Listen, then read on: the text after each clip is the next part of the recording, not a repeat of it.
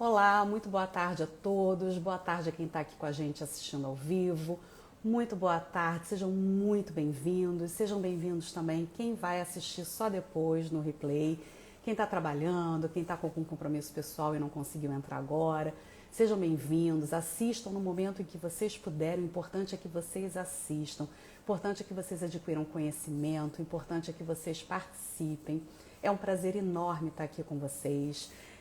Isso não estava programado, nós decidimos em cima da hora, eu conversando com a minha equipe, nós decidimos em cima da hora abrir essa live porque recebemos uma enxurrada de perguntas na nossa caixinha de perguntas e respostas e muitas perguntas relacionadas ao tema que nós trouxemos hoje.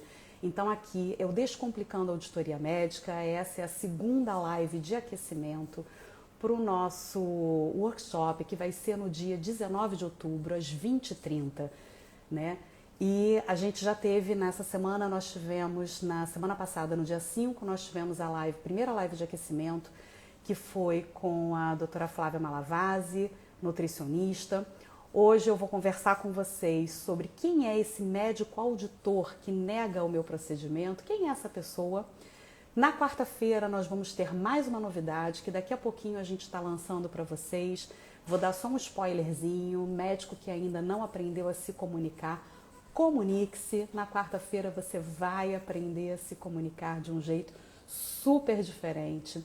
Muita novidade chegando. Na semana que vem teremos mais continuação das lives de aquecimento para brilhantar o nosso evento, que será exclusivo para profissionais de saúde, para médicos, no dia 19 de outubro, às 20h30, no meu canal do YouTube, workshop A Nova Era Médica, saia do plantão de emergência, conquiste saúde e estabilidade financeira, redefinindo sua carreira. Então, queria conversar um pouquinho com vocês hoje, tem gente entrando ainda aqui.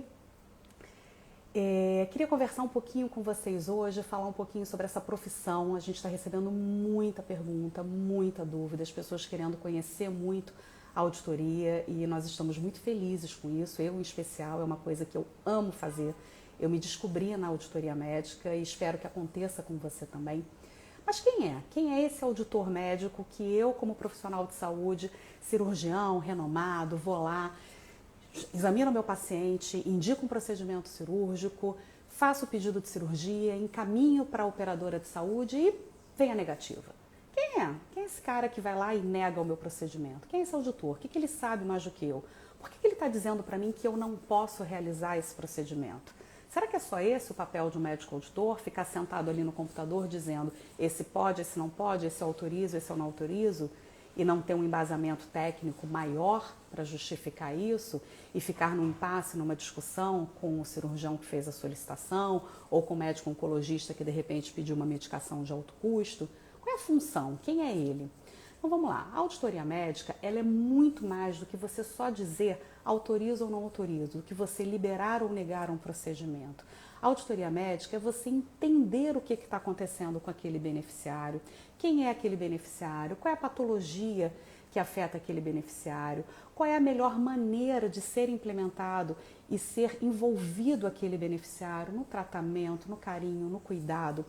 Então, o olhar do auditor ele é um olhar técnico, ele é um olhar que se baseia não só no conhecimento médico, mas na regulamentação da ANS, que se baseia na legislação e que se baseia em uma série de outros fatores que eu vou colocar para vocês um a um, a gente vai desmembrar junto, um a um, na nossa live do dia 19 de outubro. É importante que você participe para você conhecer isso em mais detalhes, para você aprender todos os detalhes dessa nova área de atuação. Na verdade, a auditoria ela é muito antiga, ela existe desde que existem as operadoras de saúde, mas falava-se muito pouco. Quando eu comecei há 15 anos atrás, era um ambiente muito fechado, a gente entrava por indicação, então você começava a auditoria e você tinha um colega que tinha interesse, você levava o currículo dele, esse colega ia para uma entrevista e assim ele ia seguindo. Então era uma coisinha muito íntima, era quase que um feudo. Hoje em dia a gente tem um volume aumentando, a necessidade de trabalho aumentando, as demandas aumentando muito. E esse profissional, ele está precisando se atualizar cada vez mais, ele está precisando aprender cada vez mais conteúdo, porque cada vez mais a gente tem o desenvolvimento da medicina, a gente tem as novas tecnologias, a gente tem novos avanços, discussões técnicas. Então esse profissional, ele não pode mais vir só pela indicação do colega. Esse profissional, ele precisa se especializar, ele precisa agregar conhecimento, ele precisa agregar valor. E com isso está se tornando cada vez mais difícil que você consiga encontrar esse profissional no mercado, porque ele não pode mais vir pela pura indicação, ele tem que vir agora pelo gabarito, ele tem que vir pelo conteúdo. Então, quem é esse profissional? Quem é esse profissional que a gente está buscando? Quem é esse profissional que a gente está querendo formar? Quem é esse profissional que a gente quer orientar? Quem é esse profissional que você vai se tornar depois que você participar do nosso curso?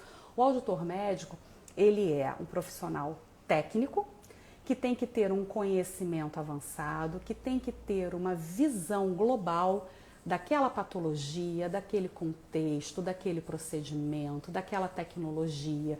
Ele tem que conhecer as indicações, ele tem que conhecer as contraindicações, ele tem que saber o que está sendo publicado na atualidade, os trabalhos médicos, o entendimento das sociedades envolvidas, o entendimento dos laboratórios em relação às pesquisas. Então, o que a gente tem de avançado, o que a gente tem de complicação, se aquele medicamento ele é label, se ele é off-label, se ele já foi testado, se eu tenho resultados comprovados ou se ele tem resultados ainda através de observações, de empirismo. Então, tudo isso está dentro do contexto de análise do auditor. Por isso que muitas vezes a gente solicita como médico que pede ou um medicamento, ou pede um procedimento cirúrgico, ou pede um exame, muitas vezes acontece de você fazer essa solicitação e você ter essa solicitação negada. Não significa que esse auditor esteja discordando da sua indicação, não significa nem de longe que esse auditor ele não esteja concordando com a sua indicação técnica. Às vezes a sua indicação está corretíssima, só que ela não se enquadra em algum desses outros critérios que esse auditor tem que analisar em conjunto. A análise dele é técnica e é em conjunto. E você sabia disso sobre a auditoria médica? A gente tem muito, mas muito mais detalhes, muito mais riquezas, muito mais pormenores que a gente vai trazer para vocês nessa live do dia 19 de outubro, que a gente vai ter mais tempo, a gente vai conseguir destrinchar isso com mais cuidado. O auditor, ele pode ser formado em qualquer área da medicina, ele pode ter qualquer especialização. Por quê? Porque eu vou ter os procedimentos mais diversos dentro de uma operadora. Eu vou ter solicitações de medicamentos oncológicos, eu vou ter solicitações de cirurgia geral, de procedimentos e exames em endocrinologia, de procedimentos e exames em ortopedia, eu vou ter procedimentos neurológicos, neurocirúrgicos, então é uma riqueza de informações. Então a gente costuma ter dentro da auditoria médica auditores de diversas especialidades e isso costuma ser até um critério de escolha, de seleção de alguns gestores, tá? Eu já trabalhei com diversos gestores que eles gostavam, inclusive, de mesclar as especialidades na equipe. Então, nós formávamos uma equipe multidisciplinar, onde cada um dominava uma determinada área, exatamente para que você tivesse esse olhar conjunto e que você pudesse discutir os casos. Então, vinham determinados casos, nem sempre eles seguem exatamente à risca, aquilo que a gente está acostumado, aquilo que é a rotina, né? Volta e meia vem casos diferentes, vem casos complicados, às vezes uma doença rara, ou como agora há pouco tempo nós enfrentamos a pandemia da Covid. Então, toda vez que vem essas coisas diferentes, a gente senta, a gente estuda, a gente discute, a gente compartilha. Então, isso eu já estou respondendo uma pergunta que me fizeram, se a decisão do auditor ela era solitária, se o auditor ele tinha esse peso, essa responsabilidade toda sozinho, se ele tinha que tomar essas decisões sem nenhum respaldo. Não, a decisão não é solitária, a decisão não é sem respaldo, ele tem muito respaldo técnico, tanto da literatura, quanto dos trabalhos, quanto da legislação, quanto das normas regulamentadoras, assim como dos colegas especialistas que estão dentro da operadora. Então, esses casos são discutidos. Então, não é simplesmente olhei, achei que não tinha sentido, não concordei com a técnica indicada e eu fui lá e pum, ou glosei um procedimento que já aconteceu e não paguei aquela conta, ou eu vou lá e pum, não autorizo aquele procedimento. Não, não é assim. Então, quando você, médico, fizer uma solicitação cirúrgica, de exame ou de medicamento, e esse colega que está lá dentro da operadora, ele negar o seu procedimento, não fique aborrecido, Não ache que foi algum tipo de perseguição, como eu já escutei de colegas médicos dizendo que estavam sendo perseguidos. Isso não existe, gente. Não é assim que funciona. Entenda que existe todo um critério. Está em dúvida, discordou, não concorda com a negativa, acha que não teve fundamento ou que o fundamento dele bate contrário à técnica que você acredita, contrário ao estudo que você tem sobre aquele determinado assunto, aquele entendimento que você tem firmado, não tem problema nenhum. Você entra em contato com a auditoria, você marca uma reunião ou você tem uma discussão pelo próprio telefone, é agendado uma call, você discute aquilo pelo telefone ou você pode marcar uma reunião presencial. Você é super bem recebido dentro das operadoras, tá? Hoje em dia, com o advento do home office, essas reuniões presenciais acontecem menos, mas ainda acontecem porque a gente trabalha muitas vezes no modelo híbrido, né? Eu, por exemplo, trabalho 3 dias da semana em casa e 2 dias na operadora. Então, a gente ainda tem alguns cirurgiões que são mais idosos, que são de uma outra geração, que preferem esse contato ali pessoalmente, olho no olho. Então, eles marcam essa ida à operadora, a gente recebe com todo carinho, discute o caso e muitas vezes a gente muda de opinião. Muitas vezes, na hora da discussão ali com o profissional, eu entendo alguma situação nova que ele me trouxe ou algum olhar que não ficou claro naquele pedido inicial que ele inseriu dentro do sistema da operadora e a gente pode mudar de opinião, sim, mas sempre a mudança da opinião ou a reafirmação daquela negativa, ela vai ser sempre calçada num embasamento técnico. Então, quem é esse médico auditor que nega? Esse médico auditor é um médico como eu, como você, é um colega nosso que estudou muito e que entendeu que num determinado momento da vida dele, ele queria buscar mais qualidade de vida, ele queria dormir na casa dele todos os dias, ele não queria mais dar plantão, mas nem por isso ele deixou de ser um bom médico, nem por isso ele deixou de gostar de estudar, porque o auditor estuda muito, a gente estuda muito. A gente estuda muito porque a gente tem que ter essa formação, essa capacidade de discussão técnica, a gente tem que ter esse olhar diferenciado. Então, o auditor nada mais é do que um colega que escolheu ter mais qualidade de vida, escolheu ter mais tempo para a família dele, escolheu se reorganizar profissionalmente e pegar toda aquela bagagem, toda aquela experiência, daquela especialidade que ele desenvolveu durante tantos anos e trazer para o outro lado.